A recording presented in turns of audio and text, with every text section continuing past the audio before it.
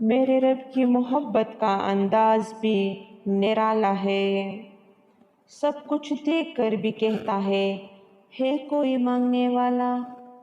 وہ تمہیں تمہاری خواہشات تک اپنے رستے پر چلا کر خود ہی لائے گا۔ ہر رکاوٹ میں کوئی نہ کوئی بہتری چھپی ہے۔ جو ٹوکر اللہ تک لے جائے وہ سزا نہیں ہوتا۔ اللہ بس تمہیں ذرا سا آزماتا ہے، ورنہ وہ لکھے ہوئے نصیب کے آگے کبھی تمہیں دعا کا اختیار نہ دیتا۔ فرش والوں کی نہیں چلتی جب فیصلے عرش سے آتے ہیں۔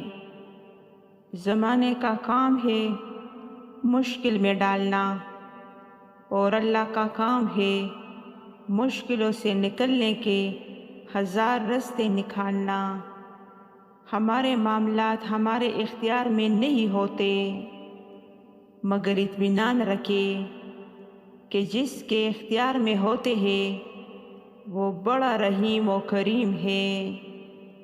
اگر لوگوں کی مدد کرنا تمہاری ترجیح ہے تو یاد رکھو اللہ پاک تمہیں کبھی بے یار و مددگار نہیں چھوڑے گا۔ مشکل وقت میں ہمیشہ دعا کیجیے، کیونکہ جہاں انسان کا حوصلہ ختم ہو جاتا ہے وہاں سے رحمت خداوندی شروع ہو جاتی ہے۔ اللہ کی مدد ساتھ ہو تو آپ کی کیا مجال کہ آپ کا کچھ بگاڑ سکے۔ حضرت آدم علیہ السلام اور حضرت ابراہیم علیہ السلام کی زندگیوں سے یہ بھی سیکھا ہے۔ دل چھوٹا مت کرے، وہ رب دیکھ رہا ہے، وہ رب سن رہا ہے، وہ ہماری خاموشی میں چھپے درد تک کو بھی محسوس کر رہا ہے۔ بس یقین رکھو اس پر وہ جواب دے گا اور ضرور دے گا۔ وہ جو حقیقی رازق ہے اسی سے مانگو، رزق برحق ہے، کہیں اور صدا مت دینا۔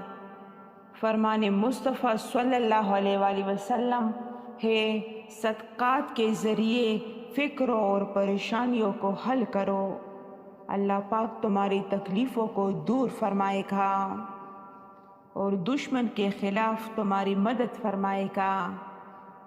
اور اللہ پر بھروسہ کرو اور اللہ کا مددگار ہونا ہی تمہارے لیے کافی ہے۔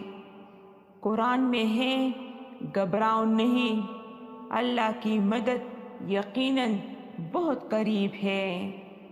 دنیا کو چاہنے والا بکھر جاتا ہے اور اللہ کو چاہنے والا نکھر جاتا ہے۔